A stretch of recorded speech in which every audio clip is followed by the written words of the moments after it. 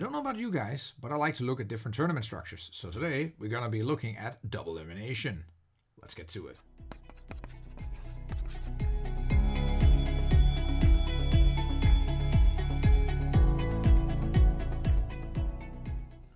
Hello guys, and welcome back to another episode of Pokémath.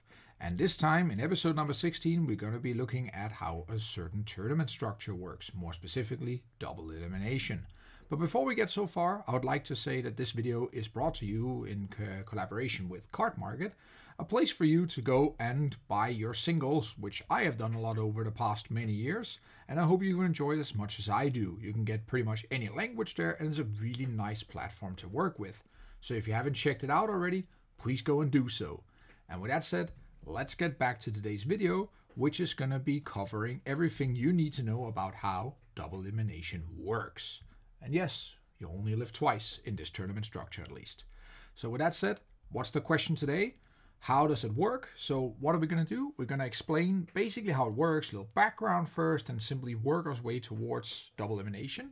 Come with a nice example of how, for instance, the Players' Cups 2 uses Double Elimination as its tournament format in the main rounds and also for the global finals. And then also come with some variations thereof, so you also can get a feel for, hey, what other tournament structures are out there actually. So with that said, let's go into some background information first, shall we? So Double Elimination is like its counterpart or close related to Single Elimination. It's a form of elimination tournament.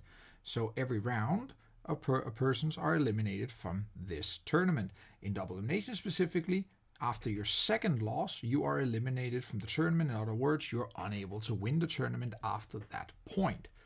It is just like other elimination events, divided into successive rounds. So in each round, all players will play one game. And then after the cover of that game, it will be decided whether you move on to compete further in the event or not. This is very basically, but you know, this is what we do here. We just keep it pretty nice and simple. And of course, I will take any questions if you have any further questions or comments about this. And one thing we can say about this here is actually seen a lot in esports, so it's nothing new. It's just something we haven't seen in Pokemon that much, especially not in ERL tournaments, because, well, that is what we are not used to at all, especially for, well, reasons mentioned later. But we see it a lot in esports, for instance, all fighting games. That could be anything from Street Fighter to Super Smash Bros. You see this quite a lot, actually. So if you want to see how it actually works more in practice, I would also advise you to go and check out those games. Those are definitely places where you can also learn a lot about how a Double Elimination format works in practice. But we're going to be looking at how it actually is set up here. And we're going to be using the Players' Cup 2 as an example here. And that's interesting because it's quite new, at least for us who only played Pokemon. So, but first, before we get to Double Elimination, let's crawl before we can walk, right? Okay. So first off, we have Single Elimination. So that is actually what we are quite used to. We see it as, you know, the top cut in Pokémon TCG. So after playing a certain number of Swiss rounds, you will enter the Single Elimination portion of the tournament. And that typically has a top 4 or top 8 in newer times.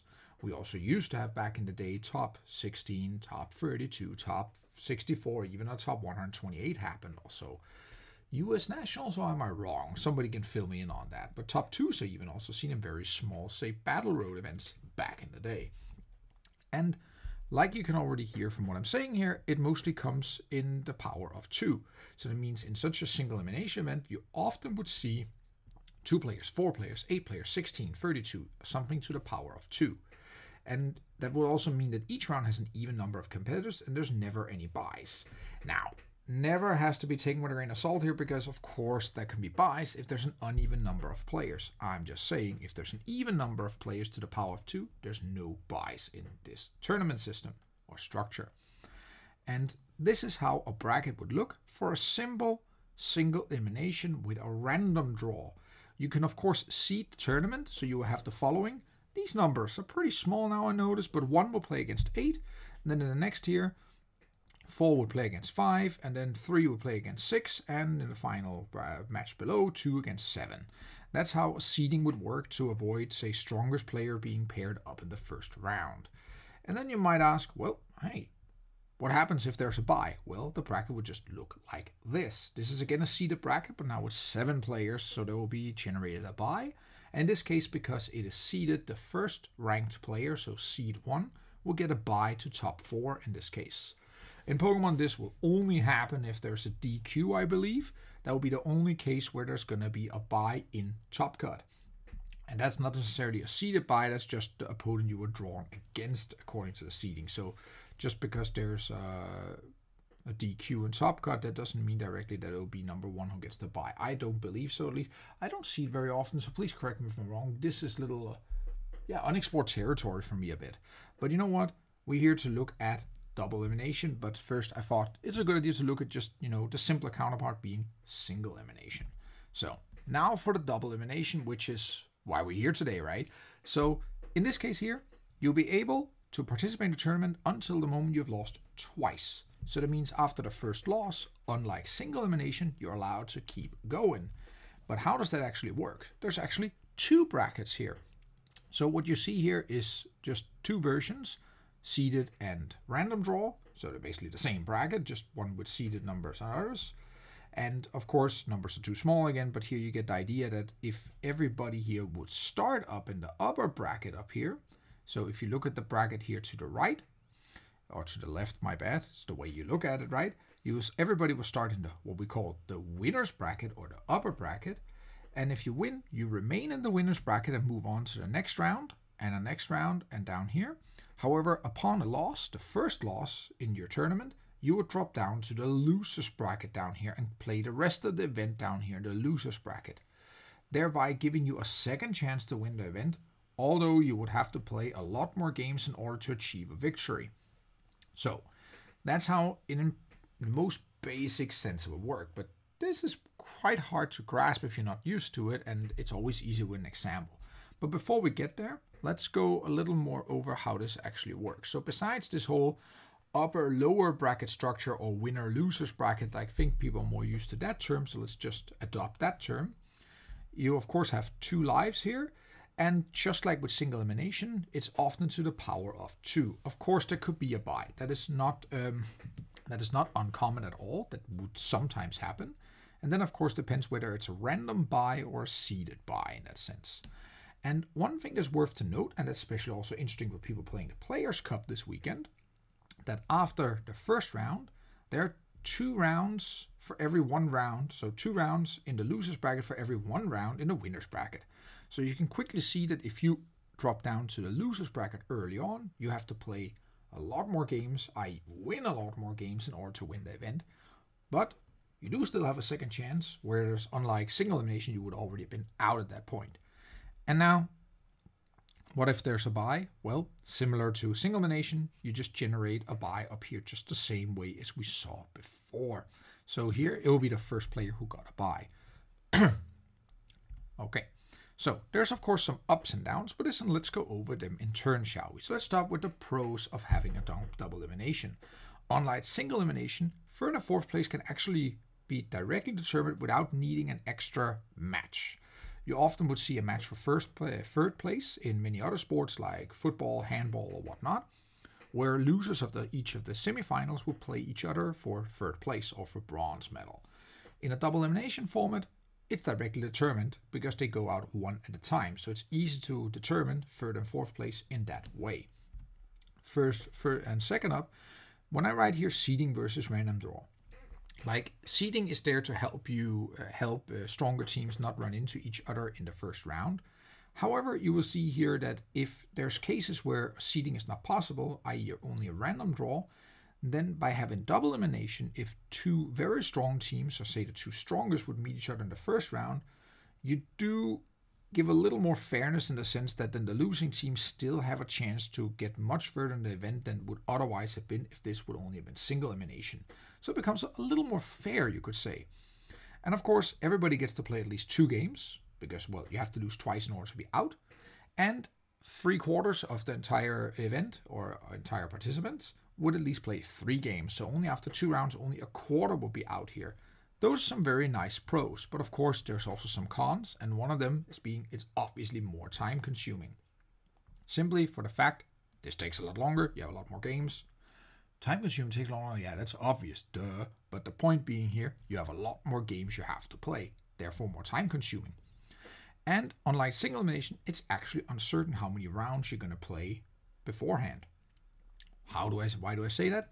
Well, let's look into how many rounds are actually going to be played. And for a single elimination, it's just n minus 1. So if you have 8 players, 7 games will be played in this event. If you have 16 players in the entire event, 15 games will be played. Pretty simple.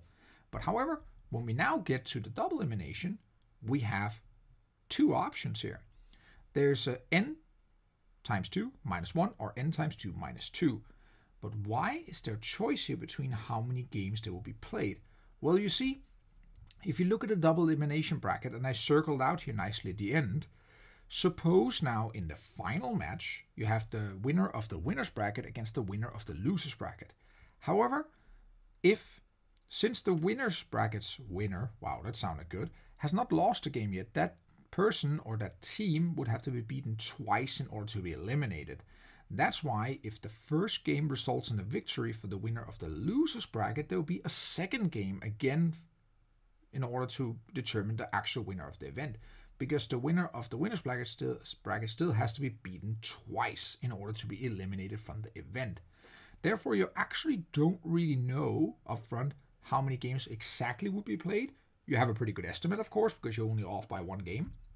It's either, of course, minus 1 or minus 2 of n times 2. So that ain't so bad. So take an example with 8 players in this event here. Suppose that the winner's bracket winner would have won the first game. Then you have 8 times 2 minus 1. That's 8 times 2 is 16 minus 1. So 15 games will be played in this event. Okay, not too bad. That's of course still more than the 7 games over in the single elimination counterpart. However, if the loser's bracket winner would win the first finals game, then they would trigger another match again because the winner has to be beaten twice, or the winners from the winner's bracket. Therefore, the minus 2. Or actually the minus, I'm mixing them up here, but you probably have noticed that already, that the minus 2, of course, is the other way around. I don't know why I figured that out later and why I'm not re-recording, because you know what? It's okay to make mistakes, and that's just the way it is sometimes. And you know what? Let's go to an example. And that's also more fun. That's also what I've been looking a lot forward to here. So, of course, now we have the Players' Cup coming right around the corner. And by the time of publishing this, it will be tomorrow. So that's interesting. And I'm participating myself. So, woo! Maybe I'll do it, maybe I'll not. But I'm among the 256 players from the European bracket. So in each of these regional finals, we'll play double elimination with 256 players. Except Oceania, of course, I know, because they're only 128. And what will happen here? The brackets are seeded so that the first seed will play against number 256, second seed will play against 255th, and so forth.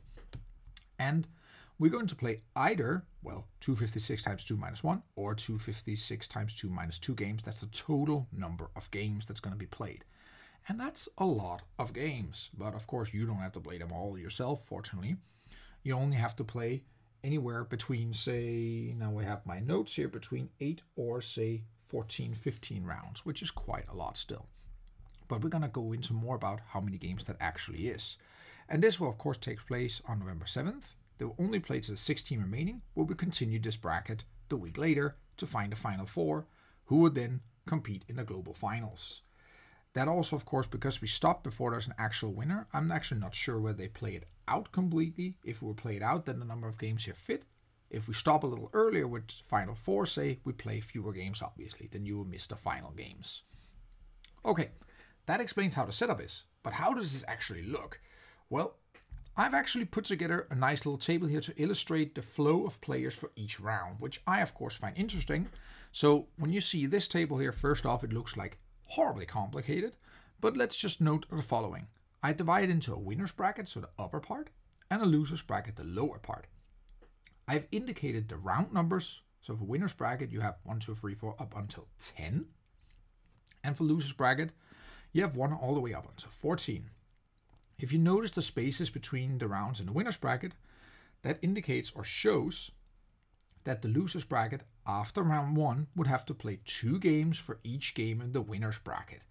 And then you have all these numbers stacked up on each other, and if I add the following here, I will try to explain these numbers, how they actually work. So the last circled number I have here is to illustrate there may be triggered an extra round if the winners of the losers bracket would beat the winner of the winners bracket at the end. Then of course you trigger an extra final round, which of course also has 2 participants just like before. That's why you have this round 9 and or 10, or actually. Then I've added a lot of arrows here to indicate the flow of players for each round. So if you start with round 1 in the winners bracket, we start with 256 players. 128 of them is going to remain in the winners bracket upon winning their first game.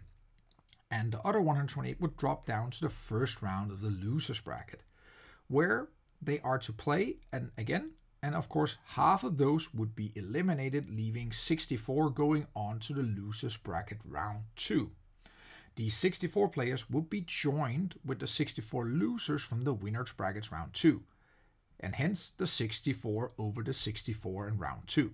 This would then be halved to 64 again, because 128 divided by 2 is 64, and then you will halve them again to 32, from which would then be joined by 32 from the losers of the winners round 3, and so forth. These arrows should hopefully help you see how the flow of players would go, and then of course begs the question, if you're playing the Players' Cup, when do you have to stop? Like, what is the moment you have to reach in order to be among the final 16 to go on to the next weekend? And of course, I've indicated that by a red line here. So that means if you stick in the winner's bracket, you would have to reach round 6. And if you drop down to the loser's bracket, you will have to reach round 9 in order to be among the final 16 players of this event, qualifying, say, or being able to move forward to play the remaining rounds in the next weekend. So that's actually how this would work. And then of course you have all the placements. And this here indicates how it could easily be seen who gets what placement here. So first and second are pretty straightforward, of course, winner and loser of the grand finals. And then you can see that the third and fourth place are directly determined without needing an extra consolation match, English. And then of course, 5th, 6th, 7th, 8th can also just be seen as the losers of round 12 and 11 respectively. And therefore it's easy to determine these positions up onto top 8. You can of course also determine positions further down the bracket, but it's just to show top 8 how that will be determined. So already you see some further advantages over single elimination, that you're more easily can separate without needing extra games, in this case because, well, you're basically already playing extra games, how to determine, well, who gets what placement at the end of the day. And this here would end how this would look for the Players' Cup 2. And of course, there's other variants out there. And let me remind you, I'm only showing you a few of the things that you'll see out there, and there's a lot to discover. So first off, a natural extension, this is just triple elimination. And you probably already figured out, you have to be eliminated or beaten 3 times before you're out. So, well, you now have an upper, center, and lower bracket, so we introduce a middle bracket in this case. Or a loser 1, loser 2, if you want to put it that way. And of course, a pro of this, well, players stay in longer, you get to play more. Wow. And of course, you could say the winner is more valid because the winner would have to beat more people, essentially. Or the winner can be more accurately determined because the winner would often have to play against more teams. And of course, a downside is this event will be naturally a lot longer. And some players, if you're stranded up in the winners, you have to wait for a contestant to emerge from the lower brackets before you can play your game. So there can actually be quite some waits in between. And therefore, Triple Nation sounds nice, or Triple Elimination to pronounce it correctly. Sounds nice, but it can be quite cumbersome, or it could just be very time consuming in general. That's one version. And of course, we also have Repechage. I think I pronounced this correctly. I had to practice that one because for some reason I called it rep change. I have no idea why that happened, but you know what? Whatever. At least I hope that Repechage sounds a little better, at least more correct. English speakers correct me, or, well, who can pronounce this correctly, because I probably can't. But of course, there exist many versions of this, and I'll invite you to study this further. However, the double elimination I showed you here is actually just an example of what is known as a full repechage, which essentially just means if you lose a match, you can actually still participate for often just a consolation placement. That means a lower placement in this case, so in instance 3rd place. But of course, when you have what we call full repechage, that just means that you're actually still able to win the event even if you lost one. There are of course other variants in other games, for instance. Like a good example we have here is, for instance, from fighting sports like judo. Here you could, upon losing, only win third place. This is what is more a traditional repechage, in a sense that if you lose in any number of rounds before the finals, you're still in the event, but you can only win third place. That actually just means that the winner of the loser's bracket don't get the chance to play the winner of the winner's bracket. It just stops right there and you're awarded third place for this year.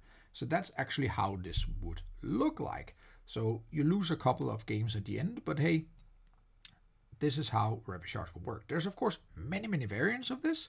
There's also a crossover version, there's a double version, there's also a 3-game guarantee structure.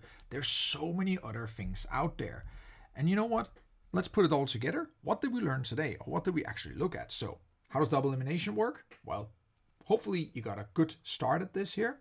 I didn't say this was everything, but definitely it should provide you a good beginning for how to understand this. I provide a nice example of how this would work for the Players' Cup. And of course, we also just briefly looked at other elimination tournament formats like triple elimination, just quick explained, and along with repechage.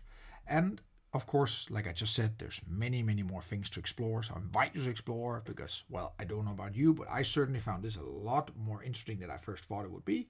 And you know what? I'm going to study this even further because maybe I should make more videos covering other tournament formats. Let me know what you think. I hope you liked today's video. And please take the time to hit that subscribe button. It will help me immensely. And you know what? With that said, have a great day. Hey guys, thanks for watching today's video about double elimination, or rather, how does it actually work? I hope you guys liked it, and for the Pokemon players out there, you also got to see how that will work for the Players' Cup too.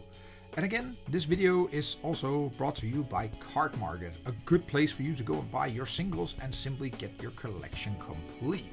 Like when I collect all my full art supporters, fantastic place. If you don't know it already, you should go and check it out. If you know it already, well, good for you. So with that said, I wish you a great day, and until next time.